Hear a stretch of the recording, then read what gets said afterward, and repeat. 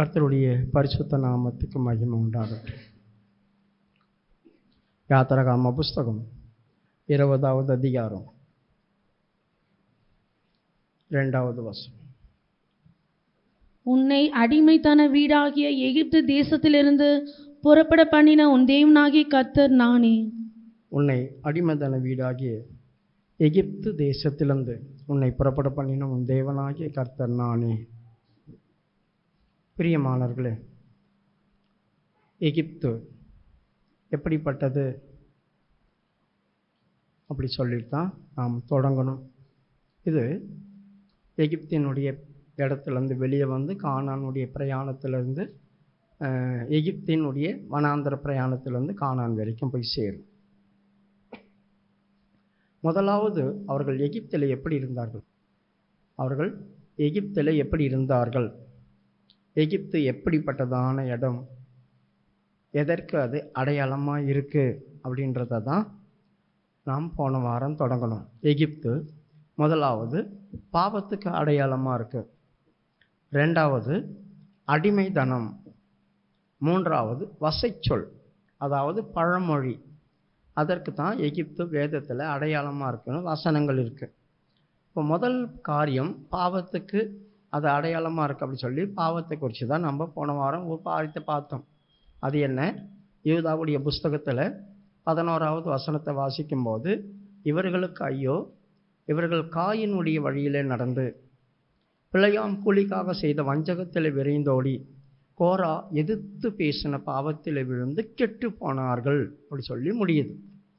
அப்போது இந்த 3 பேருக்கும் ஒரே பாவம் அல்ல. முதலாவது காயினுடைய வழி, அது பாவத்தில் கொண்டு வந்து முடிக்கலை. அந்த வழியும் நம்மளை மரணத்துக்கு தான் கொண்டு போகும். அந்த வழியில் இருக்கக்கூடாது. 2வது பிழையாம் செய்த வஞ்சகம், கூலிக்காக செய்த வஞ்சகம் அப்படி சொல்லியிருக்குது. வஞ்சகத்திலையும் நம்ம விழுந்துடக்கூடாது. 3வது காரியம்தான் எதிர்த்து பேசின பாவத்தில் விழுந்தார்கள் அப்படி சொல்லியிருக்குது. இப்போ முதலாவது வழியில் ஓடினாங்க, காயினுடைய வழி. அப்போ பிழையாம் கூலிக்காக செய்த வஞ்சகம். 3வது தான் பாவத்திலேருந்து விழுந்து கெட்டு போனார்கள். இந்த 3 பேருக்குமே வித்தியாசமான தண்டனை தான் கிடச்சிது. ஒருத்தனை கொல்லலை, ஆண்டவர் கொல்லலை, அவனுக்கு ஒரு அடையாளத்தை போட்டு விட்டுட்டாரு. யாருக்கு? காயினுக்கு ஒரு அடையாளத்தை போட்டு விட்டுட்டாரு. ஆனால் அந்த அடையாளம் என்னவா மாறிச்சு அவன் வாழ்க்கையில்? பூமியில் அவன் சபிக்கப்பட்டிருப்பான், அவ்வளோதான். ஆதாமுக்கும் காயினுக்கும் இட்ட தண்டனை 2ம் சேம் தான், ஆனால் கொஞ்சம் வித்தியாசம். ஆதாமின் நிமித்தம் பூமி சபிக்கப்பட்டிருக்கும், ஆனால் காயினுக்கு அப்படி அல்ல. இந்த பூமியில் நீ விதைக்கும் போது அது உனக்கு பலன் கொடுக்காது அப்படி சொல்லிட்டார். இந்த பூமியில் நீ சபிக்கப்பட்டிருப்பாய், அது ரொம்ப கொடூரமானது. இப்போ என் நிமித்தம் பூமி சபிக்கப்பட்டு போச்சு, அது வேற. பூமி முழுதும் எல்லா இடத்துலையும் ஒரு மாதிரி ஆகிடும் என்னால். ஆனால் காயினுக்கிட்ட தண்டனை அது வேற மாதிரி. அதனால தான் அவனே சொல்கிறான், எனக்கிட்ட தண்டனை என்னால் சகிக்க முடியாது அப்படி சொல்கிறான். 7வது வசனமா 8வது வசனமா? 13ஆம் வசனம். அப்பொழுது காயின் கர்த்தரை நோக்கி, தன் பலனை இனி உனக்கு கொடாது, நீ பூமியில் நிலையற்று அலைகிறவனாய் இருப்பாய் என்றார். அப்பொழுது காயின் கர்த்தரை நோக்கி, எனக்கு இட்ட தண்டனை என்னால் சகிக்க முடியாது. அதுதான், அவனால் சகிக்கவே முடியல. இப்போ எனக்கிட்ட தண்டனை என்னால் சகிக்க முடியாது அப்படி சொல்கிறான். அப்போது எனக்கிட்ட தண்டனை என்னால் சகிக்க முடியாது அப்படி சொன்னால் மற்றவர்கள் எல்லாமே ஆசீர்வாதமாக இருப்பாங்க.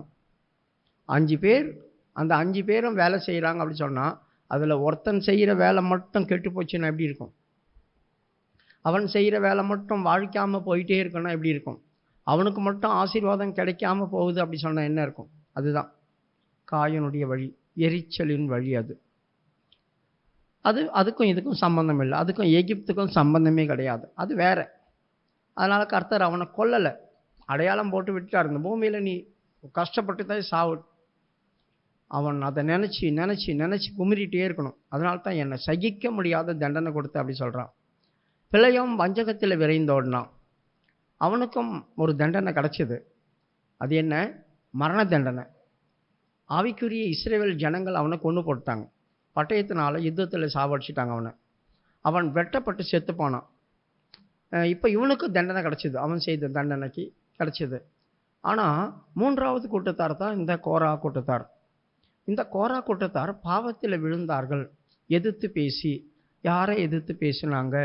அவர்களுக்கு ஆண்டவர் அந்த நாட்களில் வைத்ததான நடத்திப்காரர்களை எதிர்த்து பேசினாங்க. இப்போ யாரை அவங்களுக்கு நடத்திப்காரர்களாக ஆண்டவர் வைத்தார்? மோசேயை தான் வைத்தார்.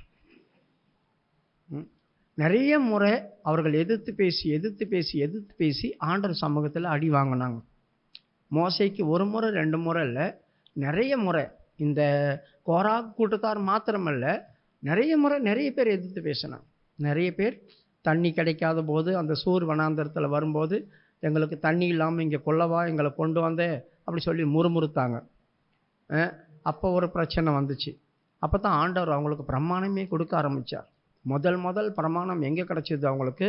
15வது அதிகாரத்தில் தான் பிரமாணம் கிடச்சிது அவங்களுக்கு. அது வரைக்கும் அவங்களுக்கு எந்த பிரமாணமும் கிடையாது. எகிப்திலேருந்து வெளியே வந்தாங்க. மாறாவில் தண்ணி கெட்டு போய் இருந்துச்சு, கசப்பு தண்ணி. அந்த தண்ணியால் தான் அவங்க ரொம்ப பேசினாங்க. அப்படி பேசி முடிக்கும் போது கர்த்தர் அவங்களுக்கு ஒரு மரத்தை காட்டி வெட்டி போடுனாரு. வெட்டி போட்ட அப்புறமா அதுக்கப்புறமா தான் அவங்களுக்கு பிரமாணமே கொடுக்குறாரு. நீ இந்த மாதிரி செய்யக்கூடாது, நீ அந்த மாதிரி செய்யக்கூடாது, என் கட்டளைகளையும் நியமங்களையும் கற்பனைகளையும் கை கொண்டால் அப்படி சொல்ல ஆரம்பிக்கிறாரு. எகிப்துக்கு வர பண்ணின வியாதி ஒன்றவனுக்கு வர பண்ண மாட்டேன், இதெல்லாம் சொல்கிறாரு. அப்போ தான் அங்கே தான் கட்டளை, நியமங்கள், கற்பனை இதெல்லாம் வருது. படிமா அது மட்டும். 15வது அதிகாரம் 26ஆம் வசனம். நீ உன் தேவனாகிய கர்த்தரின் சத்தத்தை கவனமாய் கேட்டு அவர் பார்வைக்கு செம்மையானவைகளை செய்து அவர் கட்டளைகளுக்கு செவி கொடுத்து அவருடைய நியமங்கள் யாவையும் கை கொண்டால் நான் எகிப்தியருக்கு வரப்பண்ணின வியாதிகளில் ஒன்றையும் உனக்கு வரப்பண்ணினேன், நானே உன்னை பரிகாரியாகிய கர்த்தர் என்றார். இந்த இடத்துல தான் அவங்களுக்கு கட்டளைகளையும் நியமங்களையும் கற்பனைகளையும் ஆண்டவர் கொடுக்கிறார். முதல் சீனாய் மலையில் அது அவங்களுக்கு எழுதி கொடுத்தது. ஆனால் இந்த இடத்துல என் வார்த்தைகளை நீ கவனமாய் கேட்டு அப்படின்னா என் வாய்மொழியை. அப்போ யார் வாய்மொழி? அவங்க கிட்ட தெய்வம் டைரெக்டாக பேசலையே. அப்போது என் வார்த்தைகளை நீ கவனித்து கேட்டுன்னு அப்படின்னா அப்புறம் அவங்க ஜனங்கிட்ட பேசிகிட்டே இருந்தாரா? இல்லை, மோசே போவான், மோசே கிட்ட பேசுவார். மோசே ஜனங்கிட்ட பேசுவான். அப்போது மோசே பேசுகிற வார்த்தை யாருடையது? அவனுடைய சொந்த வார்த்தை கிடையாது. கர்த்தர் என்ன சொல்லி அனுப்புகிறாரோ அதை பேசுவான். இப்போ ஆண்டவர் இந்த ஜனங்களை பார்த்து சொல்கிற வார்த்தை என்ன? என் வார்த்தைகளை நீ கவனமாய் கேட்டு. படிமா அந்த வசனத்தை மறுபடியும். நீ உன் தேவனாகிய கர்த்தரின் சத்தத்தை கவனமாய் கேட்டு. அப்போனா தேவனுடைய சத்தத்தை கவனமாய் கேட்டு அப்படி சொன்னால் நான் உனக்கு சொல்லி அனுப்புறதான வார்த்தையை நீ என்ன செய்யக்கூடாது? கவனமாய் கேளு. நான் தான் பேசுகிறேன், மோசே ஒன்றையும் பேசலை. அப்போ நீங்கள் அலட்சியம் பண்ணக்கூடாது அவன் வார்த்தையை. நீ கவனமாக கேட்டு அவன் மூலியமாய் சொல்லப்படுகிறதான கட்டளை என்னன்னாது? கமாண்ட்மெண்ட். இதை நீ செய், இதை நீ செய்யக்கூடாது, அதுதான் கட்டளை. அப்புறம் கட்டளைகளையும் அப்படிமா அவர் பார்வைக்கு செம்மையானவைகளை செய்து அவர் கட்டளைகளுக்கு முதலாவது கட்டளைகளுக்கு செவி கொடு, அவன் சொல்றதை நீ கேளு. அடுத்தது அவருடைய நியமங்கள் யாவையும் கை கொண்டால். நியமங்கள் அப்படி சொன்னாக்கா என்ன அர்த்தம்? பிரமாணங்கள். நியமங்கள் அப்படி சொன்னா பிரமாணம். கட்டளை வேற, நியமங்கள் வேற. புதுசாக உருவாக்கி தருவாங்க. ஆண்டவர் எப்பெல்லாம் அவங்களுக்கு நியமங்கள் கொடுத்தார்? ஒரு முறை ஒரு காரியத்தை சொல்லி இந்த வசனம் வரும்போது நீ கவனமாக என் வார்த்தையை கேட்டினா அவனுக்கு வியாதி ஒன்றும் வரப்பட மாட்டேன், நான் தான் அவனுக்கு பரிகாரியாக கர்த்தர். இந்த வனாந்தரத்தில் நீ வியாதிப்பட்டு சாக மாட்டேன், இந்த வனாந்தரத்தில் அந்த வியாதிப்பட்டு சாக மாட்டேன். எகிப்தில் வந்த வியாதி ஒன்றும் உனக்கு வராது. அவங்களுக்கு எகிப்தில் வந்த வியாதி அந்த பிரயாணத்தில் வரவே கிடையாது. வேற வியாதி தான் அவங்க செத்தாங்களே தவிர எகிப்தில் வந்த மாதிரி வியாதி அவங்களுக்கு வரல. அப்போ அந்த காரியம் அவங்களுக்கு தான் சொல்லப்பட்டது. அவங்க தான் வழி பிரயாணம் பண்ணிட்டு இருந்தாங்க, நம்மளுக்கு சொல்லலை. அதை நம்ம எடுத்துக்கூடாது.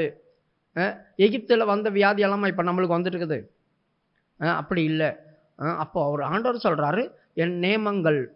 அப்போனா நியமங்கள்னா அவங்க எப்பெல்லாம் வித்தியாசமாக நடக்கிறாங்களோ அப்போல்லாம் ஒன்று சொல்லி கொடுப்பார். இப்படி நடக்கக்கூடாது, இப்படி நடக்கணும், இப்படி நடக்கக்கூடாது, இப்படி நடக்கணும். அதெல்லாம் நியமங்கள் அப்படி வந்துகிட்டே இருக்கும், அது ரைனாக வந்துகிட்டே இருக்கும். இப்போ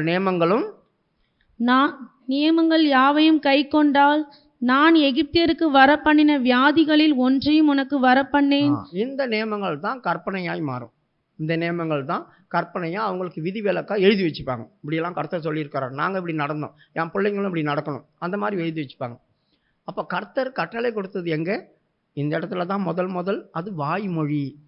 எழுதியெல்லாம் கொடுக்கல, வாய்மொழி. அவங்க மனதில் வச்சுப்பாங்க, அதை அதை அவங்க மனதில் வச்சுப்பாங்க. அதனால தான் பிற்காலத்தில் எபிரேயருடைய புஸ்தகத்தில் ஆண்டவர் எழுதுகிறாரு, அவர்கள் மனதில் எழுதி இருதயத்தில் வைத்தேன், அவர்கள் இருதயத்தில் எழுதி மனதில் வைத்தேன்னு சொல்லி 8வது அதிகாரத்திலையும் 10வது அதிகாரத்திலையும் சொல்கிறார். இப்போ இல்லாமல் அதெல்லாம் வாசிக்க நேரம் இல்லை, நீங்கள் வீட்டில் போய் வாசித்து கொள்ளுங்க.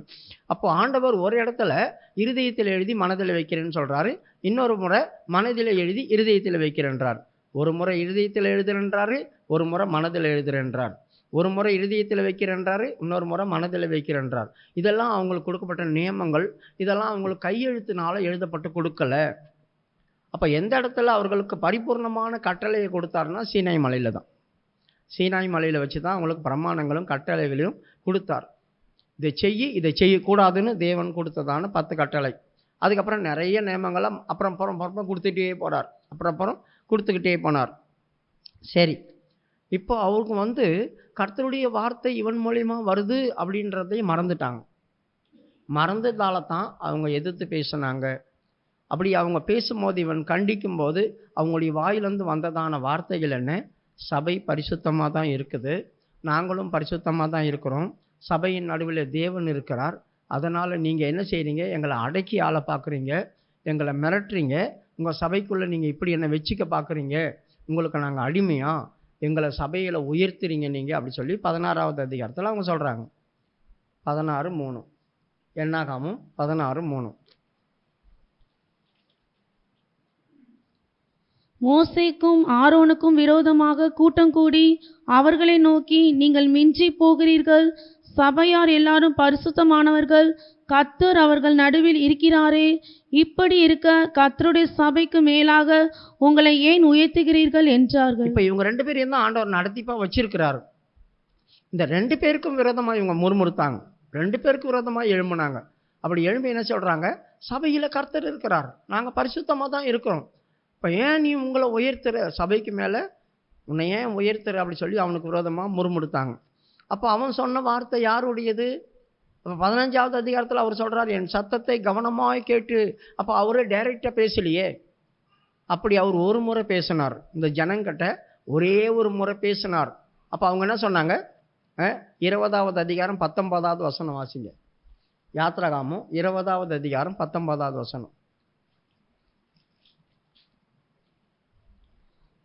ஜனங்கள் எல்லாம் தூரமாய் போய் நின்று மோசேயை நோக்கி, நீங்கள் எங்களோடு கூட பேசும், நாங்கள் கேட்போம், தேவன் எங்களோட பேசாதிருப்பார். 18 வாசிங்க. 18 ஜனங்கள் எல்லாரும் இடி முழக்கங்களையும் மின்னல்களையும் எக்கால சத்தத்தையும் மழை புகைக்கிறதையும் கண்டார்கள்.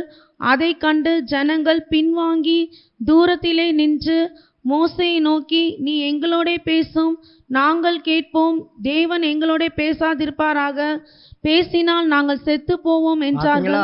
அப்பவே ஆண்டவர் ஒரு முறை பேசினார், ஒரு முறை சத்தம் கேட்டுச்சு, ஆண்டவருடைய சத்தம். அந்த சத்தம் அவங்களுக்கு எப்படி இருந்துச்சு? எக்கால சத்தம் போல இருந்துச்சு, பயங்கரமா இருந்துச்சு. 2வது அப்படி மழை அதிருது, புகையுது, பயங்கரமான பட்சிக்கிற அக்னி வருது. இதெல்லாம் அவங்க பார்த்த போது பயந்துட்டாங்க. கர்த்தர் பேசினா நாங்கள் செத்துருவோம், ஏன்னா அதுலேருந்து நெருப்பு வந்துடும், பட்சிக்கிற அக்னி அந்த மலை மேலே இருந்துச்சு. அதுலேருந்து அந்த நெருப்பு வார்த்தை மூலியமாக வந்துருச்சுன்னா நாங்கள் செத்துருவோம். அதனால தான் அவங்க பயந்து தூரமாக போய் நின்றுக்கிட்டாங்க. கர்த்தர் எங்களோட பேச வேண்டாம், பேசினா நாங்கள் செத்துருவோம் அப்படி சொன்னாங்க. அப்போ ஒரு முறை பேசுறதுக்கு இந்த ஜனங்க ஓடி போய் பின்னால் நின்று செத்து போயிடுவோம் அப்படி சொன்னாங்களே. அப்புறமா என்ன சொல்கிறாங்க? 13வது வசனத்தில் 19வது வசனத்தில் மோசே எங்களோடு பேசட்டும், ஆண்டவரே நீ மோசே கிட்ட சொல்லு, மோசே எங்களோட பேசட்டும் அப்படி சொன்னோம். அவங்க தான் சொன்னாங்க. மோசேயை நோக்கி, நீ எங்களோட பேசும், நாங்கள் கேட்போம், தேவன் எங்களோட பேசாதிருப்பாராக, பேசினால் நாங்கள் செத்து போவோம் என்றார்கள். பார்த்தீங்களா? மோசே நீ போய் ஆண்டவர்கிட்ட கேட்டு எங்களுக்கு சொல்லு, என்ன சொல்கிறாரோ அதை நாங்கள் கேட்குறோம். ஆண்டவரை டைரெக்டாக எங்களோட பேசணும், நாங்கள் செத்து போயிடுவோம், பேசினா நாங்கள் செத்துருவோம். எங்கே வந்துட்டாங்க பாருங்க அவங்க. அப்போ தேவன் எந்த மனுஷர்கிட்டையும் டைரெக்டாக பேச மாட்டார். அப்போ மோசேக்கு மட்டும் ஆண்டவர் பேசுறது இனிமையாக இருந்த காரணம் என்ன? கர்த்தர் அவனை அபிஷேகம் பண்ணி தெரிந்தெடுத்திருந்தார்.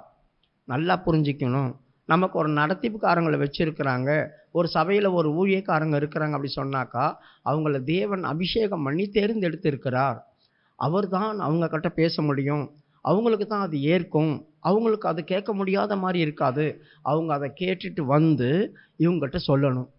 அப்போ அவருங்க வார்த்தையை வாங்கிட்டு வந்து எங்களுக்கு சொல்லும் போதே எத்தனை பேருக்கு இருதயம் குத்துது, எத்தனை பேருக்கு ரொம்ப கஷ்டமா இருக்கு, எத்தனை பேர் முறுமுறுக்கிறோம், எத்தனை பேர் பல்ல கடிக்கணும், எத்தனை பேருக்கு வேதனையா இருக்கு. இதெல்லாம் இருக்கிற காரணம் என்ன? அப்படியே டைரக்டா ஆண்டவர் வந்து பேசுனா அப்ப நம்ம உண்மையா செத்து போயிடுவோம். அந்த மாதிரி ஒரு காரியம் வரக்கூடாது அப்படி சொல்றதுக்கு தான் கர்த்தர் மோசேயை செலக்ட் பண்ணார். அவன் அந்த பட்சிக்கிற அக்கினிக்குள்ள எழும்பி போயிட்டான். இவங்க அந்த அக்கினியை பார்த்து தூரமா போனாங்க, அவன் அந்த அக்கினிக்குள்ளேயே போயிட்டான். அவனுக்கு அது ஒரு பெருசா தெரியல. அப்ப ஒரு ஊழியக்காரன் ஆண்டவர் எதுக்காக தெரிந்து கொள்றார், எந்த காரியத்துக்காக தெரிந்து கொள்றார்னா, ஜனங்கிட்ட டைரக்டா பேச முடியாது, அதனால அவன் அழைத்து, நான் மோசேயை பேர் சொல்லி அழைத்து தெரிந்து கொள்ளவில்லையா அப்படி சொல்லி ரோமர்ல சொல்லப்பட்டிருக்குது. அப்போ அவர் அழைத்து தெரிந்து கொண்டான். நான் பேர் சொல்லி அவனை அழைத்தேன், நான் பேர் சொல்லி அழைத்தேன். ஓடுகிற நாளும் அல்ல, பிரயாசப்படணும், இறங்குகிறாளான கர்த்தராலே ஆகும். நான் அவனுக்கு இறங்கினேன், அவனை நான் அழைத்தேன், எனக்காக நான் தெரிந்து கொண்டேன் அப்படி சொல்றாரு. அப்படிப்பட்டதான ஒரு ஆளுக்கு கர்த்தர் எப்படி பேசினாலும் அது அவனுக்கு வேதனையா இருக்காது, அது அவனுக்கு வேதனையா இருக்காது. தன்னையும் சரிப்படுத்தி கொண்டான். கொலை செய்யாதிருப்பாயாகன்னு அவனுக்கு தான் பிரமாணம் கொடுத்தாரு. அப்போ அவன் இருதயத்தில் எப்படி இருந்திருக்கும் யோசித்து பாருங்க. அவன் ஏற்கனவே எகிப்தில் ஒரு மனுஷனை கொலை பண்ணிட்டு வந்தான், கொலை பண்ணிட்டு வந்திருக்கிறான். அவங்கள்ட்ட அந்த பிரமாணம் கொடுக்குறாரு, கொலை செய்யாதிருப்பாயாக. ஆண்டவரே, நானே கொலை செய்தவனாச்சு, நான் எப்படி போய் இந்த ஜனங்களுக்கு பேச முடியும்? அப்போ அவங்க என்ன கேட்பாங்கல்ல, நீ எகிப்தில் கொலை செய்துட்டு போலியா, நீ எகிப்தில் கொலை செய்துட்டு போல, நீ எப்படி இந்த பிரமாணத்தை சொல்ல? அப்ப என்னது இல்லை, அது என்னது கிடையாது. கர்த்தர் சொன்னார் கொலை செய்யாதிருப்பாயாக. அது எனக்கும் தான் சேர்த்து சொன்னார் ஆண்டவர், உங்ககிட்ட சொல்ல சொன்னார். எனக்கே அது கஷ்டமா தான் இருந்துச்சு கேட்கும் போது. ஆனாலும் நான் உங்களுக்கு சொல்றேன், நான் செய்து முடிச்சிட்டேன், இனிமே அதை நான் செய்ய மாட்டேன், நீங்க இனி செய்திடக்கூடாதுன்னு தான் சொல்றேன் அப்படிதான் சொன்னார். கொலை செய்யாதிருப்பாயாக அப்படின்னா இனிமே நீ செய்திடக்கூடாது, தப்பி தவறி கூட மாட்டிக்காது. பிரமாணம் வந்துருச்சு. நான் கொலை செய்யும் போது இந்த பிரமாணம் எனக்கு தெரியாது, மோசே கொலை செய்யும் போது இந்த பிரமாணம் தெரியாது, அதனால்தான் நீங்கள் அறியாத நாட்களில் நான் காணாதவரை போல் இருந்தேன் அப்படி சொன்னார். இந்த கட்டளையெல்லாம் எனக்கு தெரியாது, அதனால நான் தப்பு செய்துட்டேன். ஆனா கட்டளை வந்த அப்புறமா அந்த தவறு செய்யக்கூடாது, அதுக்கு அப்புறமா ஜட்ஜ்மெண்ட் வரும். அப்ப எனக்கு தெரியாத போது நான் செய்தேன், ஆனா இப்போ ஆண்டவர் வெளிப்படையா சொல்றாரு, இப்பதான் எனக்கு தெரியும், அப்படி தெரிஞ்சிருந்தா நான் அப்படி செய்திருக்க மாட்டேன். அவன் அப்படி போயிடுவான். ஏன்னா தெரியாத போது செய்தங்க, எனக்கு தெரிஞ்சிருந்தா நம்ம செய்ய மாட்டோம் அப்படித்தானே சொல்லிட்டு போவோம் நம்ம. அதுதான் கட்டளை வர்றதுக்கு முன்னாலும் செய்ததுக்கும் கட்டளை வந்த பேர் செய்யறதுக்கும் வித்தியாசம் இருக்கு. ஆகவே இந்த பிரமாணம் வரும்போது அவனுக்கே ஒரு மாதிரியா இருக்கும், நம்ம இதை செய்தமாச்சே அப்படி சொல்லி வருமே. அப்ப இப்படிப்பட்டதான காரியம்லாம் கொடுக்குறாங்க. அப்ப அதெல்லாம் வாங்கிட்டு வந்து இந்த ஜனங்களுக்கு சொல்லும் போது எப்படி இருக்கும் அவங்களுக்கு? அது ரொம்ப கஷ்டமா இருக்கும், வித்தியாசமா இருக்கும். பிறர் பொருள் மேல் ஆசை வைக்கக்கூடாது அப்படி சொல்றாரு. வேற ஒரு மனைவியை இச்சையாத இருப்பா, வித்தியாசமா அவங்களுக்கு சொல்லி விடுறாரு. அதெல்லாமே அவங்களுடைய காரியத்துக்குள்ள இருந்துச்சு, இஸ்ரவேலுக்குள்ள அதெல்லாம் இருந்துச்சு. இப்போ இவன் வந்து சொல்லும் போது இவன் நம்மளெல்லாம் நம்ம செய்கையெல்லாம் பார்த்துட்டு தானே இருக்கிறான் இவன், அதனால தான் நம்மளுக்காகவே பேசுகிறான், நம்மளுக்காகவே பிரசங்கம் பண்ணுறான் அப்படி சொல்லி ஒருத்தர் சொல்லி நினைப்பாங்க. வேதத்தில் இருக்கிறதான காரியத்தை தான் நம்ம எடுத்து சொல்கிறோம். இது கர்த்தர் எனக்கு கொடுத்த ஆலோசனை, இந்த வசனத்தை தான் நீ பேசணும், இந்த வசனத்தை தான் நீ பேசணும் அப்படி சொல்லி கொடுப்பாரு. ஒவ்வொரு ஊழியக்காரங்களுக்கும் அப்படி தான் தருவார். அப்போது எனக்கு பணம் தான் முக்கியம், ஜனங்க தான் முக்கியம்னா ஜனங்களுக்கு கர்த்தருடைய வார்த்தை கொடுக்காம நான் அவங்க ஆசீர்வாதத்துக்கு மட்டும் பேசிட்டு போயிடுவேன். அப்படி இல்லை, ஜனங்களை நான் கர்த்தருக்கு நேராக வழி நடத்தணும் அப்படின்னா கர்த்தர் கொடுக்குற வார்த்தையின்படி நான் பேச ஆரம்பிச்சிடுவேன். யார் இருந்தா என்ன, யார் போனா என்ன, அதுதான் முக்கியம். ஒரு நடத்திப்பான், அதுதான் ஆண்டவர் சொல்வார், குட் ஒர்க் வா அப்படி சொல்லுவார். அப்போ ஜனங்களுடைய நினைவு படி எப்படி அவங்க மோசையிட்டு, அதனால தான் அவங்கள நீங்கள் ஏன் இந்த சபைக்கு விரோதமாக அவங்கள உயர்த்திட்டீங்க அப்படி சொன்னார். அப்போ தான் அவன் என்ன செய்தான், அவங்க காலில் விழுந்துட்டான், முகங்கொப்புற விழுந்தான். யார் காலில் ஓறான்? எதிர்த்து நிற்கிறவங்க காலில் ஓறான். யாரு? ஒரு தீர்க்கதரிசி அவங்க காலில் விழுந்தான். அப்போ கூட அவங்களுக்கு சூடு சொன்ன வரல. என்னடா இவ்வளோ பெரிய ஆள், நம்மளை எகிப்திலேருந்து வெளியே கொண்டு வந்தானாச்சே, இவ்வளோ பிரமாணங்களை சொல்லி கொடுத்து இது வரைக்கும் வழி நடத்தினாச்சே, நம்ம காலில் விழுந்து தன்னை தாழ்த்திக்கிறானே, நம்ம இப்படி இருக்கிறோமே அப்படின்றதான எண்ணம் அவங்களுக்கு இல்லை. ஏன்னா பெருமை தலைக்கு ஏறி போய் கிடந்துச்சு. அவங்களுடைய கௌரவம், தங்களை பெரிய ஆளாக நினச்சிட்டாங்க. ஏன்னா பிரபலமானவங்க தானே அங்கே வந்தாங்க, அங்கே வந்தவங்கெல்லாம் பிரபலமானவங்க தானே. பாருங்கள், சபையில் கூட யாராவது ஊழியக்காரங்களுக்கு விரோதமாக எழும்புறவங்கன்னா சாதாரணமாக இப்போ புதுசாக வந்தவங்களாம் எழும்ப மாட்டாங்க. பழைய விசுவாசி, ரொம்ப வருஷமாக வந்துட்டு இருக்குங்க, அவங்க தான் பிரபலமாக இருப்பாங்க அந்த சபையில். அவங்க மட்டும்தான் எழும்புவாங்க தைரியமாக. வேறு யாரும் அப்படி எழும்ப மாட்டாங்க. தைரியமாக எழும்புறவங்க அவங்க தான். அவங்க அடிபட்டு சாவாங்கன்னு அவங்களுக்கே தெரியாது. ஏன்னா இந்த சத்தியமெல்லாம் சொல்லிக் கொடுக்க ஆள் இல்லை. இந்த சத்தியமெல்லாம் சொல்லிக் கொடுக்க ஆள் இல்லை. அதனால் எழும்பி அடிபட்டு சின்ன பின்னமாகிடுவாங்க. சரி, இப்போது இவங்களுக்கு அந்த கௌரவம் தான், அதில் தான் அவங்க அடிபட்டாங்க. சரி, இப்போ அவங்களுக்கு கிடைச்ச தண்டனை என்ன? அவங்க உயிரோட பாதாளத்துக்கு போனாங்க. அவங்க மட்டும் போனால் பரவாயில்லை, அவங்க பிள்ளைங்க என்ன பண்ணுச்சு பாவம், அவங்க மனைவிமாருங்க என்ன பண்ணாங்க பாவம். சரி, அவங்க தாய் தகப்பன் என்ன பண்ணாங்க? யோசித்து பாருங்கள். யார் யார் குடும்பம் போச்சு இதில்? 2 கோத்திரத்துலேருந்து போகிறாங்க. 2 கோத்திரம் யார்? ஒன்று ரூபன் கோத்திரம், இன்னொன்று லேவி கோத்திரம். இந்த 2 கோத்திரத்துலேருந்து தான் பாதாளத்துக்கு போனாங்க. ஏன்னா ரூபன் கோத்திரத்தில் தான் இந்த தாத்தான் வரான், அப்புறம் ஆபிராம், இவங்க 2 பேரும் ரூபன் கோத்திரத்தில் வராங்க. கொஞ்சம் பேர் அங்கங்கே சேர்த்துக்கிட்டாங்க. அதுக்கப்புறம் லேவி கோத்திரம், இந்த 2 கோத்திரத்தில் சேர்த்துக்கிட்டு அவங்க என்ன செய்தாங்க? பாதாளத்துக்குள்ளே போயிட்டாங்க. சரி, இது எதிர்த்து பேசுகிறது. ஆனால் பாவத்தில் விழுந்து கெட்டு போகிறாங்க. உயிரோட பாதாளத்துக்குள்ளே போன ஒரு குரூப் இதுதான். இவங்க செய்த பாவம் எல்லாரையும் பாதிக்குது, அந்த குடும்பத்தையே பாதிக்குது. அடுத்தது, நாம் செய்கிறதான காரியங்கள் தெரியாமல் ஊழியக்காரங்களுக்குள்ளேயே மோதி முட்டிப்பாங்க. அது கூட டேஞ்சர் தான். என்னாகாம புஸ்தகம் 12வது அதிகாரம் 1வது வசனம் வாசிக்கும்போது, எத்தியோப்பியா தேசத்து ஸ்திரீயை மோசே விவாகம் பண்ணியிருந்தபடியினால் மிரியாமும் ஆரோனும் அவன் விவாகம் பண்ணின எத்தியோப்பிய தேசத்து ஸ்ரீ நிமித்தம் அவனுக்கு விரோதமாய் பேசி. இப்போ ஆரோன் யாரு? மோசேக்கு அண்ணன். அவன் ஒரு பிரதான ஆசாரியன். மீரியாம் யாரு? தீர்க்கதரிசி, இந்த இஸ்ரவேலுக்கு தீர்க்கதரிசி. இவங்க எல்லாமே ஊழியக்காரங்க தான். அவங்கள சபையாரை கூட எடுக்கலாம்.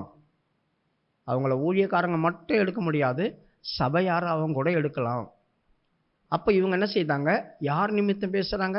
எத்தியோப்பியா ஸ்திரீ நிமித்தம். நிறைய ஊழியக்காரங்க சொல்கிறாங்க, இந்த எத்தியோப்பியா ஸ்திரீ யாருன்னா அந்த எத்ரோ அப்படின்னு அவங்க மாமா இருக்கலாம் பாருங்க, மீதியான தேசத்தில், அவனை தான் எத்தியோப்பியான்னு இங்கே போட்டாங்க. இல்லை, எத்ரோ அப்படின்றது வேற. அவனுக்கு 3 பேர் இருக்குது. அந்த 3 பேருக்கும் அர்த்தம் இருக்குது. எத்ரோ அப்படி சொல்லி ஒரு பேர் இருக்குது, இன்னொரு பேர் இருக்குது, அப்புறமா இன்னொரு பேர் இருக்குது. 3 பேர் அவனுக்கு கொடுக்கப்பட்டிருக்கு. இந்த 3 பேருக்கும் அர்த்தம் இருக்குது, புனை பெயர்.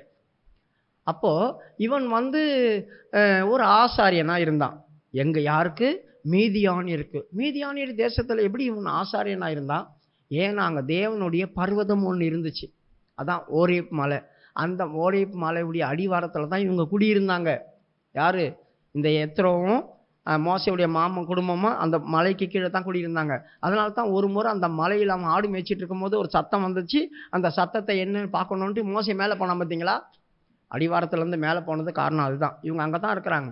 அப்போ அந்த மலை தெய்வீகமான மலை, அது தேவனுடைய வீடு அப்படி சொல்லி அந்த மீதியானியர் முழுவதும் நினச்சிட்டு இருந்தாங்க.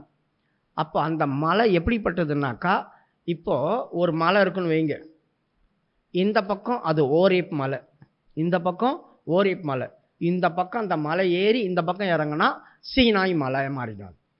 இந்த சைடு அது சீனாய் மலை, இந்த பக்கம் அது ஓரேப் மலை. இந்த பக்கம் மீதியானியர் தேசம் இருக்குது, அந்த பக்கம் சீனாய் வனாந்தரம் இருக்குது, அரேபிய தேசத்துக்கு போகிற வழி. அப்போது எகிப்திலேருந்து புறப்பட்டு வரும்போது இவங்க எங்கே தான் போகணும்? ஒன்று இந்த மலைக்கு இந்த பக்கம் வந்தால் சீனாய் மலைக்கிட்ட வருவாங்க. இப்போ மோசே எகிப்திலேருந்து 3 நாள் பிரயாணம் அப்படியே பண்ணிட்டு போனார் ஓரேப் மலைக்கிட்ட. அந்த வழியாக போனால் அந்த பக்கம் அந்த கரைக்கு போயிடுவாங்க. இந்த வழியாக வந்தால் மலைக்கு இந்த கரைக்கு வந்துடுவாங்க. மலை ஒன்று தான். இந்த பகுதியிலேருந்து பேர் வச்சுருக்கிறாங்க, அந்த பகுதியிலேருந்து பேர் வச்சுருக்காங்க. இடத்துக்கு ஏற்ற மாதிரி மலை, அந்த பேருக்கு மலை. அப்போ 2ம் வேறு வேறு மலை கிடையாது. ஓரேப் மலையும் சீனாய் மலையும் வேறு கிடையாது, 2ம் ஒன்று தான். அது இடத்துக்கு ஏற்ற மாதிரி மாறிச்சு, இடத்துக்கு தகுந்த மாதிரி தான் மலை பேர் மாறிச்சு. இப்போது அந்த இடத்த தான் தேவன் செலக்ட் பண்ணி இறங்குவார். இந்த பக்கம் அது தேவனுடைய பர்வதம் அப்படி சொல்லிச்சு. ஏன்னா தேவனுடைய வெளிச்சம் அங்கே இருந்துகிட்டே இருந்துச்சு அப்பப்போ. அதனால தேவனுடைய பர்வதம். அந்த இடத்துல வரும்போதும் கர்த்தர் அக்னியாக தான் இறங்கினார். இந்த பக்கமாக அவனுக்கு அக்னியில் தான் காட்சி கொடுத்தார், அந்த பக்கம் பிரமாணம் கொடுக்கும்போது அக்னியில் தான் கொடுத்தார். ஆகவே இந்த இடத்துல இருந்து அவர் மீதியானியர் வந்து எத்தியோப்பியா மாதிரி கருப்பார். எத்தியோப்பியா அப்படி சொன்னால் ஆப்பிரிக்கா சகோதரிகள், ஆப்பிரிக்கா பிலிப்பு. அப்போ அவங்க கட்டக்கரையில் இருப்பாங்க. மீதியானியர் யாரும் கருப்பாக இருந்ததுன்னு சொல்லவே இல்லை. மீதியானியர் யாருடைய வம்சத்தில் வந்தவங்க? ஆதியாகமம் 25வது அதிகாரம் 6வது வசனத்தை வாசிங்க. 5வது வசனத்தை. ஆபிரகாம் தனக்கு உண்டான இல்லை 3வது வசனம் 4வது வசனமா? கேத்துரால் பிள்ளைகளை பெற்றால். 2வது வசனம் பாருங்க. 2ஆம் வசனம். அவள் அவனுக்கு சிம்ரானையும் எக்ஷானையும் மேதானையும் மீதியானையும். நல்லா கவனிங்க, இந்த மீதியானியர் யாரு? ஆபிரகாமுடைய பிள்ளைங்க. கேத்துராலுக்கு 3வது மனைவி. அதாவது கேத்துரால் வந்து ஆபிரகாமுக்கு 3வது மனைவி. அந்த 3வது மனைவி 6 பிள்ளைங்களை பெற்றா, இல்லை ஆம்பளை பசங்க. அந்த ஆம்பளை பசங்கள்ல 4வதா இவர் வர்றாரு. 4வது பையன் யாரு? இந்த மீதியானியர். அப்ப இந்த மீதியானியர் ஆபிரகாமுக்கு பிறந்தவன். இவனா எத்தியோப்பியா மாதிரியா இருப்பான்? ஆபிரகாமுக்கு பிறந்தவன் சிவப்பா தான் இருப்பாங்க, அவங்க யாரும் கருப்பா இருக்க மாட்டாங்க. ஆகவே இந்த மீதியானியர் வம்சத்துல வராங்க. மீதியானியர் தேசத்துல தான் இருந்தான். அப்ப மீதியானியர் கோத்திரம் அவன். மீதியானியருக்குள்ளதான் ஆசாரியனா இருந்தான். ஆபிரகாமுடைய வழியில வந்தவங்க அவங்க யாரை ஆராதிப்பாங்க? யோசித்து பாருங்க. ஆபிரகாமுக்கு பிள்ளையா பிறந்தாங்க. ஆபிரகாம் எந்த கடவுளை ஆராதிச்சானோ அந்த கடவுளை தானே ஆராதிப்பாங்க. இப்போ இஸ்ரவேல் ஜனங்களும் நடுவில் சிலை வணக்கம் வந்த மாதிரி அவங்களுக்கும் சிலை வணக்கம் போயிருக்கலாம் சில நேரங்களில். ஏன்னா இன்னும் எகிப்து முழுசா அடிமைதானத்துலேருந்து வெளியே வரல. இன்னும் ஈசாக்கு யாக்கோபில் தான் இருக்குது. அப்போ இந்த ஈசாக்கு யாக்கோபு இருக்கும் போதே அந்த இவங்களும் தங்களுடைய தகப்பன் யாரும் ஆபிரகாம் அப்படித்தானே சொல்லியிருப்பாங்க. ஆபிரகாம் இவங்களும் அந்த தெய்வத்தை கொஞ்சம் பயந்து தானே இருப்பாங்க. அதனால தானே இவன் ஆசாரியன்னு சொல்கிறாங்க. அதுக்கப்புறம் தான் இவங்க சேஞ்ச் ஆகி வேற வரும்போது இஸ்ரவேல் ஜனங்களே அந்த பாகாலியும் அஸ்தரோத்தை எல்லாம் இவங்க எடுத்துக்கிட்டாங்களே சில நேரங்களில். அந்த மாதிரி அவங்க எடுத்து போயிருக்கலாம் பிற்காலத்தில். ஆனால் ஆரம்பத்தில் அது தேவனுடைய பர்வதம் தானே சொல்லி பயந்து இருந்தாங்க. அதுக்கு ஆசாரியனா பாருங்க. வழி பிரயாணத்தில் அந்த எத்திரன் வரும்போது அவன் வந்து, ஏன் நீ இவ்வளோ கஷ்டப்படுற இவங்களெல்லாம் வச்சுட்டு நான் உனக்கு ஐடியா கொடுக்குறேன் அப்படி சொல்லி 50 பேருக்கு தளபதியை பிரி, 100 பேருக்கு அதிபதியை பிரி, 1000 பேருக்கு அதிபதியை பிரி, இப்படி பிரித்து அவங்கள விட்டுரு. அப்புறமா நீ அவங்கள விசாரிக்க சொல்லு. முக்கியமான காரியம்னா உங்கள்கிட்ட வர சொல்லுன்னா நீ காலையிலேருந்து சாயந்தரம் வரைக்கும் உட்காந்துட்டே இருக்கணும், உனக்கு கஷ்டம் அப்படின்னு ஐடியா கொடுக்குறான். அந்த காரியத்தை கர்த்தர் அப்செட் பண்ணிக்கிட்டார். அந்த காரியத்தை கர்த்தர் ஏற்றுக்கிட்டார். ஆமாம், அவன் சொல்கிறது கரெக்ட் தான், அவன் சொல்கிற மாதிரி செய். அப்போ இவன் தேவன் கிட்ட இருந்து கட்டளை வாங்கிட்டு இருந்தவன் திடீர்னு மாமன் கொடுக்குற கட்டளையை வாங்குறானே. அப்போ கடவுள் அதை ஏற்றுக்கிட்டாரு. அது நல்ல ஐடியா, அந்த மாதிரி செய்யணும். ஆண்டவரும் அமைதியாக இருந்துட்டாரு. ஏய் அவன் சொன்னதை ஏன் கேட்குறான், அவன் அந்நியர் தானே அப்படின்னு சொல்லலையே. அப்போ சில இடங்களில் அப்போ இவ யாரு? மோசையுடைய மாமனுக்கு ஒரு பொண்ணு இருந்துச்சு, அவளை கல்யாணம் பண்ணான் மோசையை. அப்போ வரும்போது அவளுக்கு பேர் கொடுத்துருக்குது. அவளுக்கு என்ன பேர் கொடுத்துருக்கு? படிமா ஆதியாகம புஸ்தகம், யாத்திராகம புஸ்தகம். சிப்போராள்.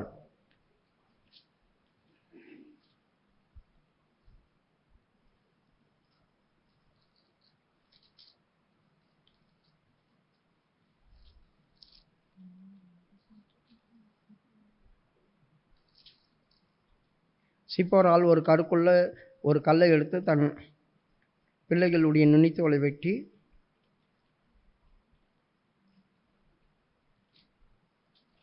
நாலாவது அதிகாரத்தில் இருக்கா பாருங்க.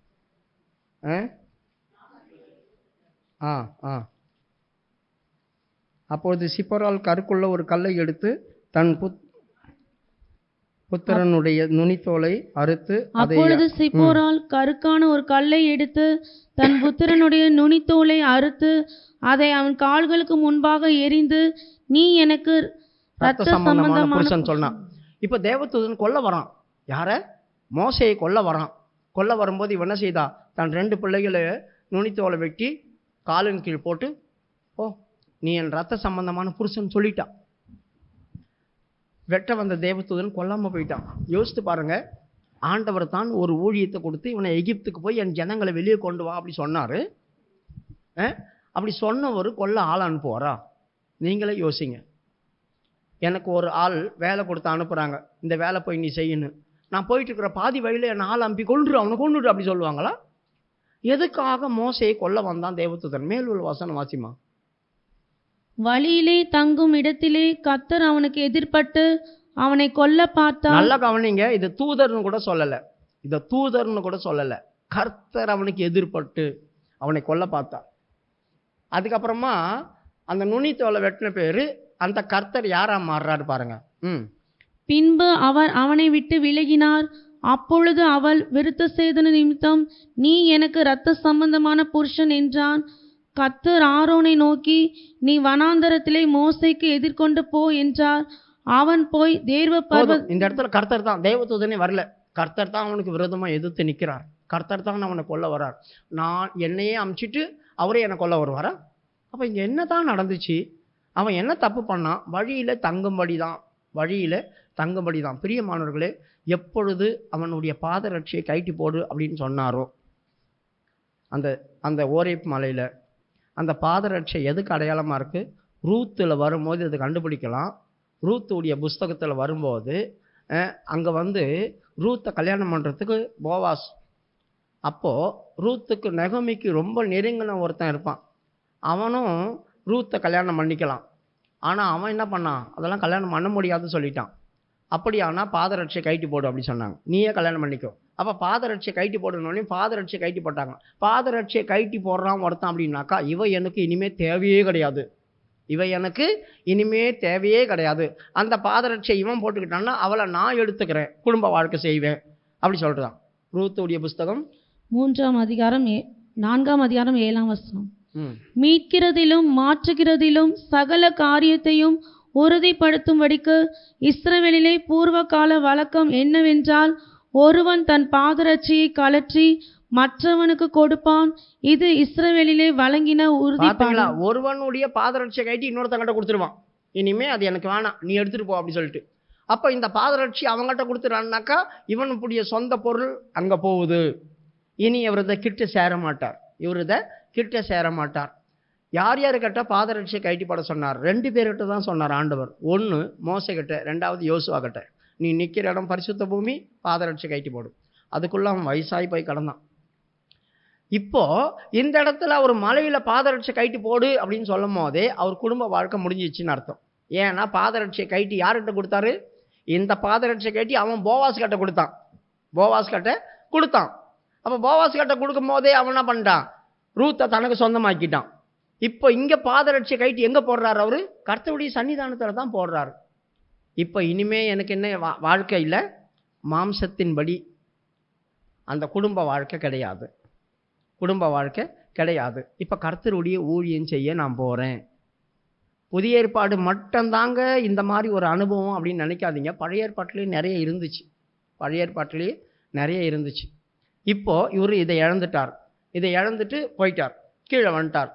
இப்போ இவர் தான் இதை பிரதிஷ்டை பண்ணியிருக்கார், மனைவி பிரதிஷ்டை பண்ணலை. நல்லா கவனிங்க, இவர் தான் இதை பிரதிஷ்டை பண்ணியிருக்கார். இனி எனக்கு குடும்ப வாழ்க்கை கிடையாது. அப்போ ஒரு பாதரட்சியை கைட்டி போட்டு அப்புறமா அவன் பாதரட்சியை போடாமல் அலைஞ்சிட்டு இருப்பானா, வேற ஒரு புது பாதரட்சியை போட்டிருப்பான். கண்டிப்பாக கீழே இறங்கி வந்த பேர் புது பாதரட்சியை போட்டிருப்பான். சரி, இப்போ மனைவிக்கு தெரியாது. இவர்கள் இப்போ வழி பிரயாணம் பண்ணி வராங்க, கர்த்தருடைய ஊழியத்தை தொடங்கிட்டாங்க.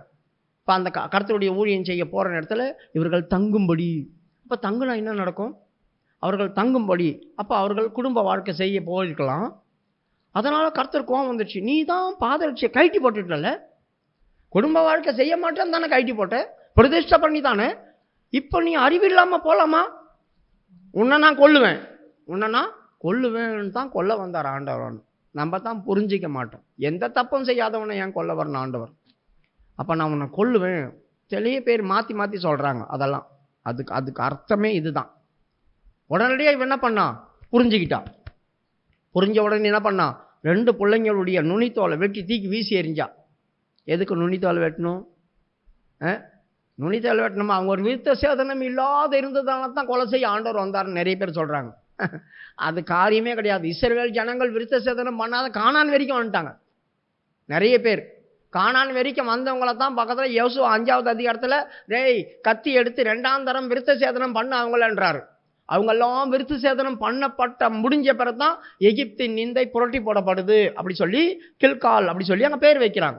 கில்கால் ஒரு இப்போ தான் ஒரு வட்டத்துக்குள்ளே வந்திருக்கீங்க அப்படி சொல்லி. பரிசுத்தமான இடம். இந்த மாதிரி போகும்போது பரிசுத்த ஜீவியம். நுனித்தோல் வெட்டும் போது இது முதல் கொண்டு நாங்கள் கர்த்தருக்கு சொந்தம் பரிசுத்தமான ஜீவியம் அப்படி சொல்கிற இடத்துக்குள்ளே வருவாங்க. அப்போ இந்த இடத்துக்குள்ளே வரும்போது இந்த நுனித்தோல் வெட்டி அங்கே போடுறாங்க அப்படி சொன்னால் இந்த மாதிரி வாழ்க்கை இனி இல்லை. இவன் எனக்கு இரத்த சம்பந்தமான புருஷன். யோசித்து பாருங்க இந்த வார்த்தை எப்படி இருக்குது. இது முதல் கொண்டு நீ எனக்கு இரத்த சம்பந்தமான புருஷன். படிமா அந்த வசனத்தை. 4வது அதிகாரம் யாத்திராகமம். கர்த்தர் ஆரோனை நோக்கி நீ இல்ல சிப்போரால் சொல்லுவாள். 4:26. பின்பு அவர் அவனை விட்டு விலகினார். அப்பொழுது அவன் விருத்த சேதன நிமித்தம் நீ எனக்கு இரத்த சம்பந்தமான புருஷன் என்றார். இது முதல் கொண்டு நீ இரத்த சம்பந்தமான புருஷன். நான் சொன்ன வசனம் அதில் அவள் வெட்டி பிள்ளைகள் கால் கிட்டப்பட்ட 25.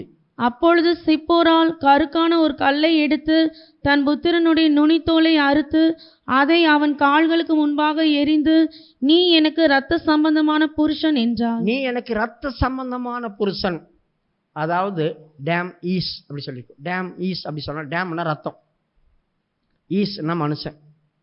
அப்போ புருஷன் அப்படி சொன்னாக்கா அது இந்த புருஷன் அப்படி சொல்லல, நம்ம கல்யாணம் பண்ண புருஷன் அப்படி சொல்ல. அவங்க ஈஸ் நீ ஒரு மனுஷன் அப்படி சொல்கிறான். ரத்த சம்பந்தமான மனுஷன். இப்போ ரத்த சம்பந்தமான மனுஷன் அப்படி சொன்னான்னா ஈஸ்னா மனுஷன், ஈசானா மனைவி, புருஷன் ஸ்திரீ அப்படி தான் வரும். இப்போ கல்யாணம் கட்டின புருஷன் அப்படி சொல்லலை, ஈஸ் அப்படி சொல்லி வருது. அப்போ ரத்த சம்பந்தமான மனுஷன் அப்படி சொன்னால் என்ன அர்த்தம்? ஒன்று அவன் அப்பாவாக மாறணும், இல்லைன்னா அண்ணனாக மாறணும். இந்த 2 தான் ரத்த சம்பந்தம். ரத்த சம்பந்தமானவங்க சேர மாட்டாங்க, குடும்ப வாழ்க்கை செய்ய மாட்டாங்க. இந்த இடத்துக்குள்ளே வந்து அவன் அந்த வாயில் அந்த வார்த்தை சொல்லும் போது தான் தேவதூதன் அவனை கொல்லாமல் விட்டுட்டு போகிறான். படிமா மறுபடியும் கீழே 26.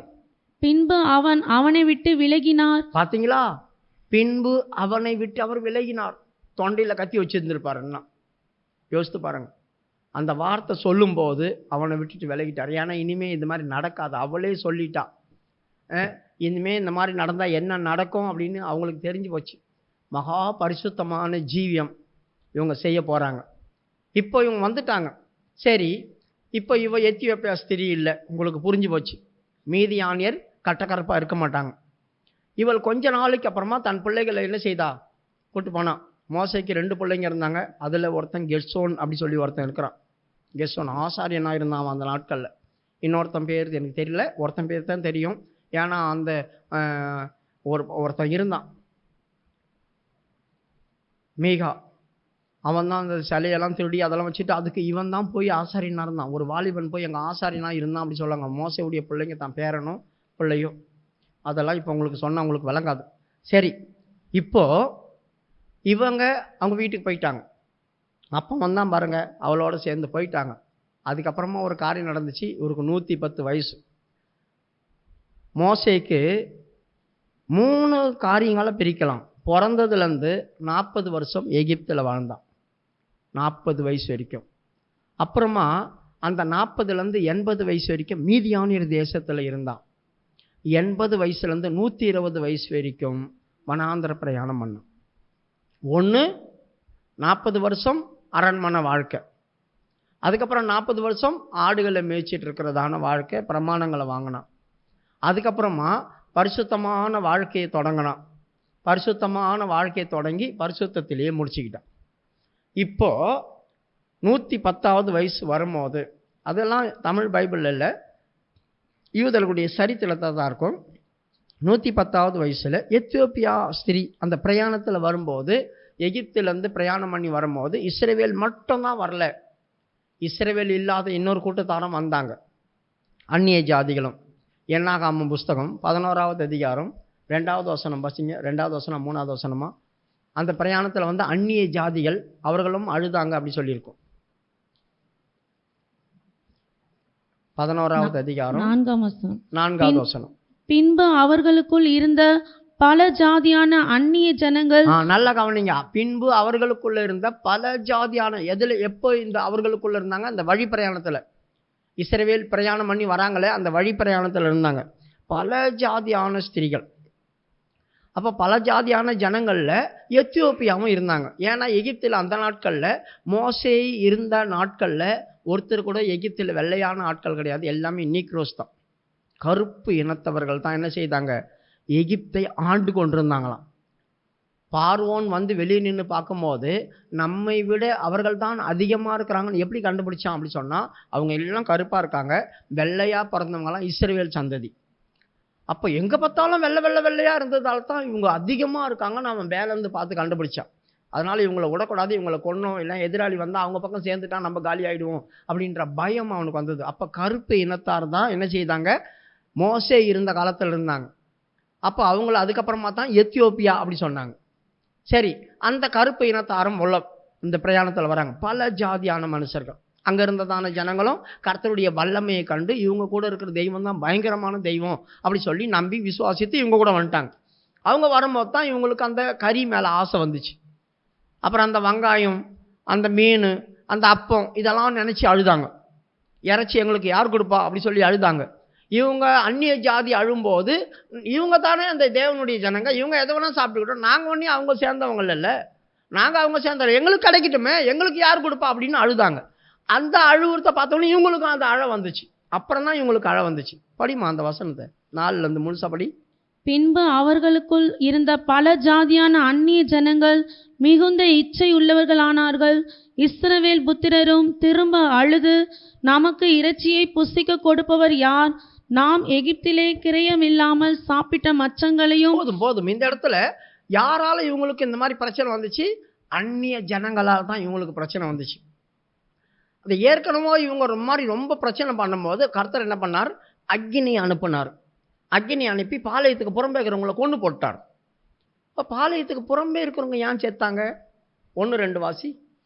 பின்பு ஜனங்கள் முறையிட்டு கொண்டிருந்தார்கள், அது கர்த்தருடைய செவிகளில் பொல்லாப்பா இருந்தது.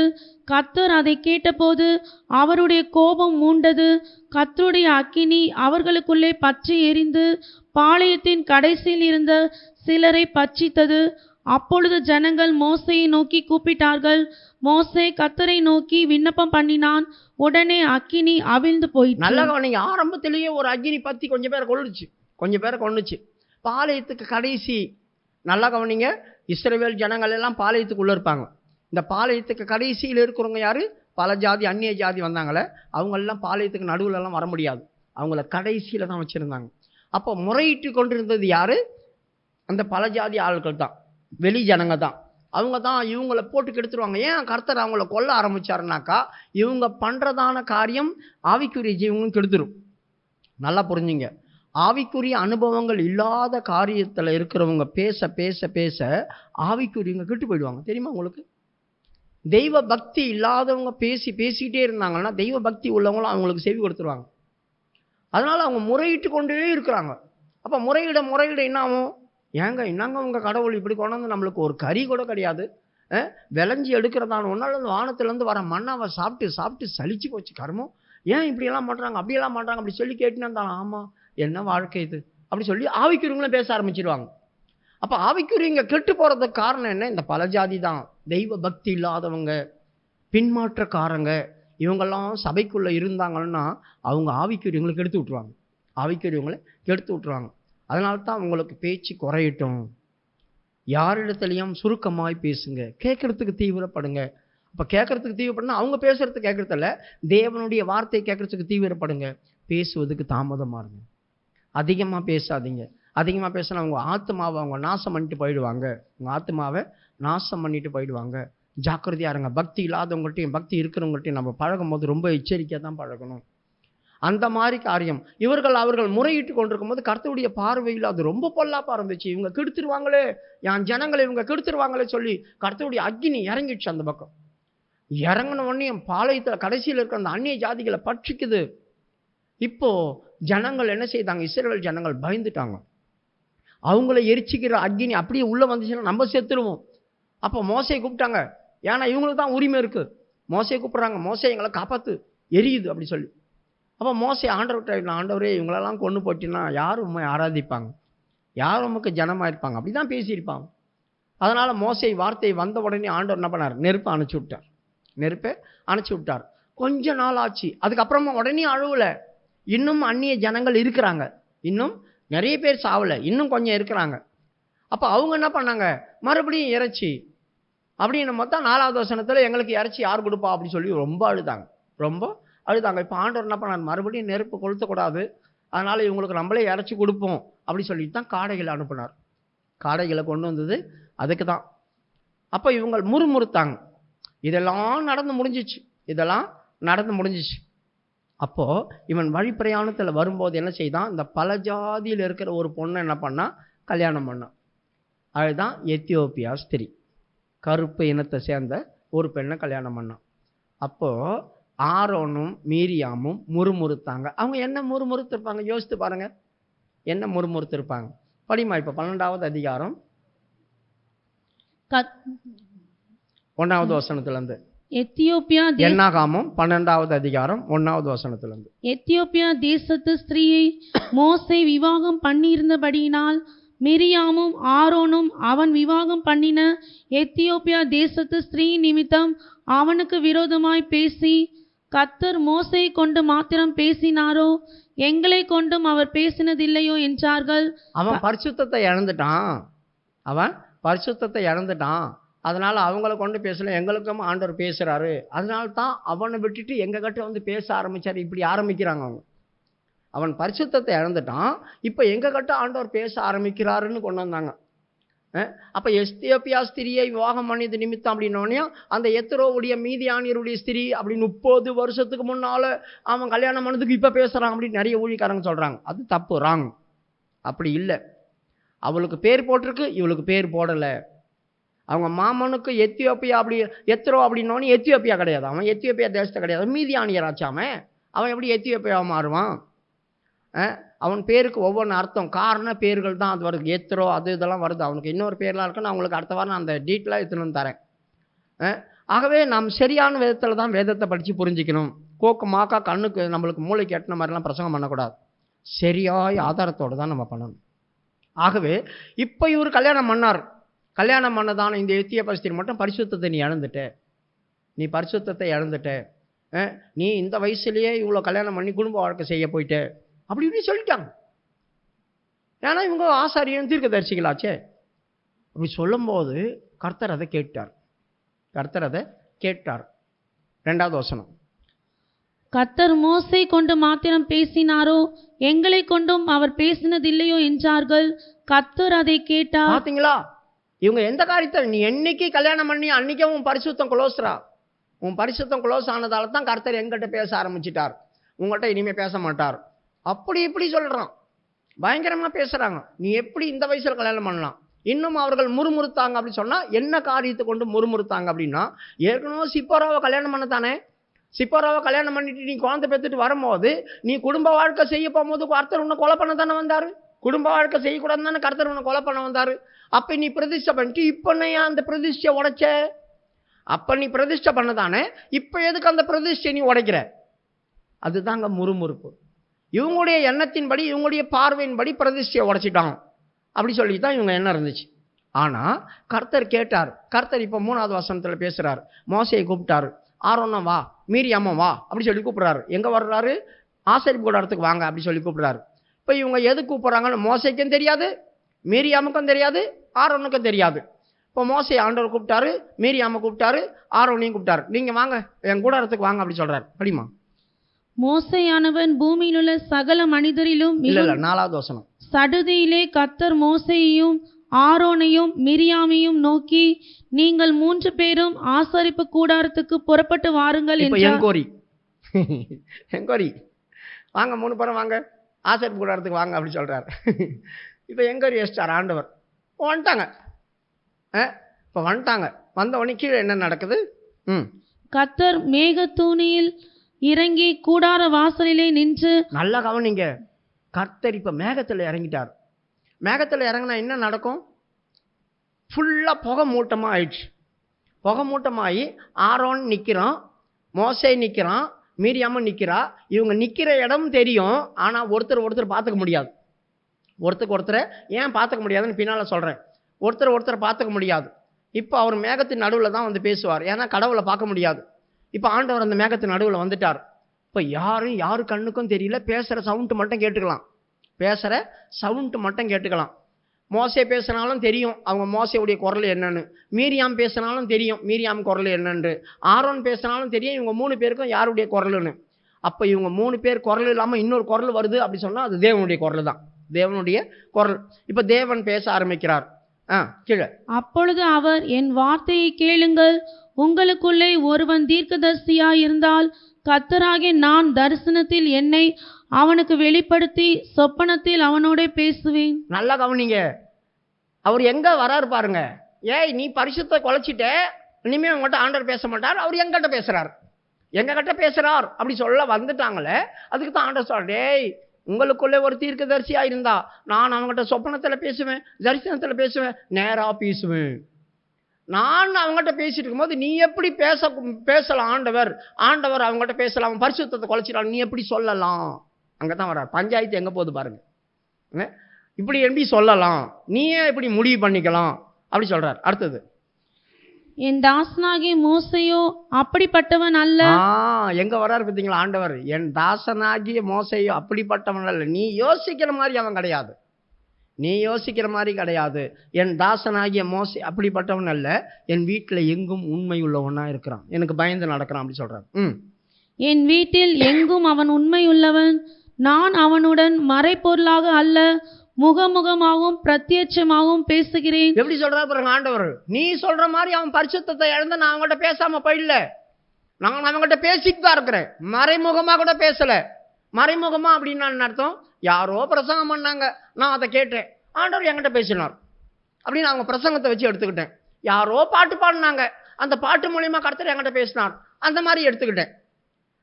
யாரோ ஜெபம் பண்றாங்க, அந்த ஜபத்துல எனக்கு ஒரு வார்த்தை தொட்டுச்சு, கர்த்தர் என்கிட்ட பேசுறான் அப்படி எடுத்துக்கிட்டேன். அப்படி இல்லைங்க, அப்படி இல்லைங்க. சொல்றாரு பாருங்க, அவங்ககிட்ட நான் மறைமுகமா பேசல, முகமுகமாய் அவனுக்கு முன்னால பேசுறேன், நான் முகமுகமாய் பேசுறேன். இப்படி இருக்க எவ்வளவு திமிரு உங்களுக்கு இருந்தா அவங்ககிட்ட பேச மாட்டார் ஆண்டவர், நீங்க எப்படி நீயே மனசுல நினைச்சுக்கலாம் அப்படி சொல்றாரு. அவன் கர்த்தரின் சாயலை காண்கிறான். இப்படி இருக்க நீங்கள் என் தாசனாகிய மோசைக்கு விரோதமாய் பேச உங்களுக்கு பயம் இல்லாமல் போனது என்ன என்றார். நீங்க தாசனாகிய மோசைக்கு விரோதமாய் பேச உங்களுக்கு பயம் இல்லாமல் போனது என்ன? ஆண்டவர் எங்க கொண்டு வந்து முடிக்கிறாரு பாருங்க. உங்களுக்கு பயம் இல்லாமல் போனது என்ன? இதை பேசி முடிச்சிட்டு ஒரு காரியம் நடக்குது. கர்த்தருடைய கோபம் அவர்கள் மேல் மூண்டது. கர்த்தருடைய கோபம் அவர்கள் மேல் மூண்டது. பிரியமானவர்களே, எதுவோ நம்ம கண்ணில் பார்க்குறதும், எதுவோ ஒரு காட்சியை பார்க்குறத வச்சு முடிவு பண்ணக்கூடாது. நல்லா கவனிச்சிட்டோம். ஏதோ ஒரு காரியத்தை வச்சு நம்மளே கற்பனை பண்ணி இப்படி தான் இருக்கும் அப்படி தான் இருக்கணும் ஒரு முடிவு பண்ணக்கூடாது. இந்த 2 பேரும் அப்படி தான் முடிவு பண்ணி அவனுக்கு விரோதமாக பேசினாங்க, அப்படி தான் முடிவு பண்ணி பேசினாங்க. இப்போ கர்த்தருடைய கோபம் அவர்கள் மேல் மூள ஆரம்பிச்சது. என்ன நடந்துச்சு? அடுத்தது, அவர் போய்விட்டார். அவர் போயிட்டார். கர்த்தருடைய கோபம் அவர்கள் மேல் மூண்டது, அவர் போயிட்டார். அவர் போன பேரு கூடிய மேகமும் போயிடுச்சு, கூடிய மேகமும் போச்சு. மேகம் கூடாரத்தை விட்டு நீங்கி போயிற்று. மிரியாம் உறைந்த மலையின் வெண்மை போன்ற. இப்போதான் பாக்குறாங்க ஆரோனும் மோசையும் மிரியாம் உறைந்த மழையை போல அப்படியே குஷ்டரோகம் பிடிச்சி நிக்கிறா. என்ன நடந்துச்சுன்னு தெரியாது, மேகம் இருந்த வரைக்கும் என்ன யாருக்கு என்ன நடந்துச்சுன்னு தெரியாது. இப்போ ஆண்டவர் ஒரு தண்டனையை கொடுத்தாரு மீரியாமுக்கு. இப்போ ஆரோன் பார்த்து அதிர்ந்து போயிட்டான். நாங்க தப்பா நினைச்சிட்டோம், தப்பா பேசிட்டோம். ஆண்டவன் மாறே இப்ப தம்பியை போய் ஆண்டவனின்னு கூப்பிட்டான். என் ஆண்டவனே, தன் தாயின் வயிற்றில கர்ப்பத்திலே பாதி பிண்டம் அழுகி செத்தது போல ஆனாவோ, பாதி பிண்டம் அழுகி செத்தது போல அப்படி அழுகி போய் கிடக்கிறாளே, உதவி செய்ய ஆண்டவனே அப்படி சொல்லி கூப்பிட்டான். இப்ப மோசை என்ன பண்றான்? அவனுக்காக ஜெபம் பண்ணான், மீரியாமுக்காக. ஆண்டவரே பாவம், அவளுக்கு இறங்கு, தெரியாம பேசிட்டாங்க, இறங்கு அப்படி சொல்லும் போது கர்த்தர் சொல்றார், தகப்பன் தன் பிள்ளையின் முகத்துல காரி துப்பினாள். 7 நாள் பாளையத்துக்கு வெளியே அவள் இருக்க வேண்டாமா? அப்பா மூஞ்ச பார்க்க கூடாது. ஒரு அப்பா புள்ள மூஞ்சில காரி துப்பிட்டாங்க அப்படின்னா அந்த காலத்துல பாளையத்துக்கு புறம்பே போயிடனாவோ, அப்பா முகத்தை 7 நாள் பார்க்க கூடாது. அதனால 7 நாளைக்கு பின்பு அவ சுகமாவா அப்படி சொல்லிட்டார். இப்ப 7 நாள் அவ என்ன செய்தா? எல்லாருக்கும் தனியாய் விலக்கி வைக்கப்பட்டதுனால 7 நாள் இவள் பிரயாணம் பண்ண முடியாம போச்சு. எது? இஸ்ரவேல் ஜனங்கள் பிரயாணம் பண்ண முடியாம போச்சு. அப்போ இவள் சேர்த்து கொண்ட பிறகு தான் இஸ்ரவேல் பிரயாணம் பண்ணுறாங்க. கீழே படிமா. அப்பொழுது ஆரோன் மோசேயை இல்லை நோக்கி, அதெல்லாம் வேணாம். அவள் கர்த்தர் மோசேயை நோக்கி, அவள் தகப்பன் அவன் முகத்திலே காரி துப்பினதுண்டானால் அவள் 7 நாள் வெட்கப்பட வேண்டாமோ? அதுபோலவே அவள் 7 நாள் பாளையத்துக்கு புறம்பே விலகப்பட்டிருந்து பின்பு சேர்த்து கொள்ள கடவள் என்றார். அப்படியே மிரியாம் 7 நாள் பாளையத்துக்கு புறம்பே விலகப்பட்டிருந்தால் மிரியாம் சேர்த்து கொள்ளப்படும் மட்டும் ஜனங்கள் பிரயாணம் பண்ணாதிருந்தார்கள். நல்லா கவனிங்க. இவங்க தெய்வ சமூகத்தை விட்டு வெளியே ஆண்டவர் தள்ளி கொண்டு போய் இல்லை, இது உள்ளதான் இருக்கிறான், ஆனால் வெளியே ஒதுக்கப்பட்டிருக்கணும். வெளியே ஒதுக்கப்பட்டிருக்கணும். யாரும் அவகிட்ட போக முடியாது. யாரும் அவகிட்ட போக முடியாது. எந்த உதவியும் இருக்காது. சாப்பாடு கொண்டு போய் கொடுப்பாங்க. 7 நாளும் சாப்பாடு செய்து கொடுக்கலாம், இல்லை அவளே செய்து சாப்பிட்ருக்கலாம். ஏதோ ஒன்று நடந்திருக்கும் உதவியெல்லாம். ஆனால் வேற ஒரு பெரிய ஒரு காரியத்தையோ இல்லை தேவனுடைய ஆலயத்தில் வந்து எதனா பண்ணுறதோ அதுவோ இதுவோ இருந்திருக்காது. அவள் இப்போ ஒதுக்கப்பட்டிருக்கா. 2வது, அவள் சேர்த்து கொள்கிற வரைக்கும் பிரயாணம் போகல. நம்ம தேவனுடைய கோவாக்கினியை பிடுங்கிட்டு வாங்கிட்டோம் அப்படி சொன்னாக்கா நாம் மாத்திரமல்ல, நம்முடைய பிள்ளைகளும் பிரயாணம் இல்லாமல் போயிடும். ஏன்னா இவளால் தான் இஸ்ரவேல் புத்திரர் பிரயாணம் இல்லாமல் போச்சு. அப்போ நம் நிமித்தம் நம் குடும்பம் பாதிக்கப்பட்டுரும். நம்முடைய குடும்பம் பாதிக்கப்பட்டுரும். அந்த குடும்பம் பிரயாணம் ஆவிக்குரிய ஜீவிதத்தில் முன்னேறாமல் அப்படியே ஸ்டாப் ஆகிடும். இதெல்லாம் நிறைய பேருக்கு தெரியாது. தெரியாமல் தான் எழும்புறாங்க. அப்படி எழும்புனா என்னெல்லாம் நடக்கும் கண்டிப்பாக தெரியணும். ஆகவே எதிர்த்து பேசின பாவத்தில் விழுந்து கெட்டு போனார்கள். மேரியாமும் கெட்டு தான் போனான். அதுக்கப்புறம் அவன் உணர்ந்திருப்பான். நாம் நினச்சது தப்பு. காண்கிறதுனாலையும் கேட்கிறதுனாலையும் தேவன் நியாயம் விசாரிக்க மாட்டார். தேவன் நியாயம் தீர்க்க மாட்டார். தீர விசாரிப்பார்.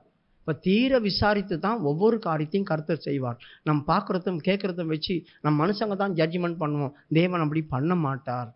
ஆகவே எல்லா விஷயத்திலும் நாம் எச்சரிக்கையாக இருந்தால் தேவ கோபம் நம்ம மேலே வந்துடாது. நாம் காக்கப்படுவோம். ஆனால் உள்ளதான் இருப்போம். எந்த ஆசீர்வாதமும் இல்லாமல் இருக்கும். உள்ளதான் இருப்போம். ஒரு நன்மையும் நம்ம காண முடியாது. உள்ளதான் இருப்போம். தரித்திரம் பிடிச்சி இருப்போம். உள்ளதான் இருப்போம். எதுவுமே இருக்காது. ஏன் இந்த மாதிரி நடக்குதுன்னு நமக்கே தெரியாது. பாதிப்பு வந்துட்டே இருக்கு. எந்த காரியமும் வாய்க்காமல் போகும்.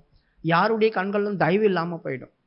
ஏதாவது ஒன்று கிடைக்கிற மாதிரி இருந்தால் கூட கிடைக்காம போயிடும். அந்த மாதிரி ஆகிடும். அதில் ரொம்ப எச்சரிக்கையாக இருங்க. நாம் இந்த சத்தியத்தை கேட்குறது இல்லை. இந்த மாதிரி யாருமே மாட்டிக்கக்கூடாது. அதுக்கு தான் உங்களை சொல்கிறேன். நீங்களாம் மாட்டணுங்க அப்படி சொல்லலை. யாரும் மாட்டிடக்கூடாது. இந்த மாதிரி ஒரு காரியத்தில் நம்ம இன்வால்வ் ஆகிடக்கூடாது. இப்படிப்பட்ட ஒரு பாதிப்பு என் வாழ்க்கையில் வந்துடக்கூடாது அப்படின்றது தான் இந்த மெசேஜ். இது புத்திமதி. நம்முடைய மூல அறிவை உண்டாக்கி இதில் காத்துக்கொள்ளணும் அப்படின்ட்டு தான் சொல்லு. நீங்களாம் இதில் அகப்பட்டவங்க. உங்களை நான் ஒரு நாள் அப்படி சொல்ல மாட்டேன். நம்ம திருப்பி இந்த சத்தியத்தை கேட்குறவங்க முன்னால் மாட்டிச்சுன்னா இந்த தண்டனை நம்மளுக்கு வரும். அப்போ உங்களுக்கு புரிஞ்சிக்கும். அப்போனா நீங்கள் என்ன பண்ணுங்க, உங்களை காப்பாற்றிக்குங்க. தடுத்து நிறுத்துறதுக்கு தான் இந்த மெசேஜ். நீங்கள் போய் உள்ளே போய் மாட்டிக்கிறதுக்கு இல்லை. அப்போது இந்த எதிர்த்து பேசின பாவம் அப்படி சொல்கிறது விழுந்து கெட்டு போகிறாங்க. இப்படிப்பட்டதான காரியத்துக்குள்ள நம்ம என்ன செய்யக்கூடாது, போய் மாட்டிக்கக்கூடாது. அடுத்த வாரம் நன்மை செய்ய அணிந்திருந்தோம், அதை செய்யாமல் போனால் பாவம் அப்படி சொல்லியிருக்கு. ஒரு வசனத்தை படித்து தொடங்குவோம். யாத்ராகம புஸ்தகம் 4வது அதிகாரம் 17வது வசனம். இந்த கோலையும் உன் கையிலே பிடித்து கொண்டு போ. இல்லை யாக்கோபு 4வது அதிகாரம் 17வது வசனம்.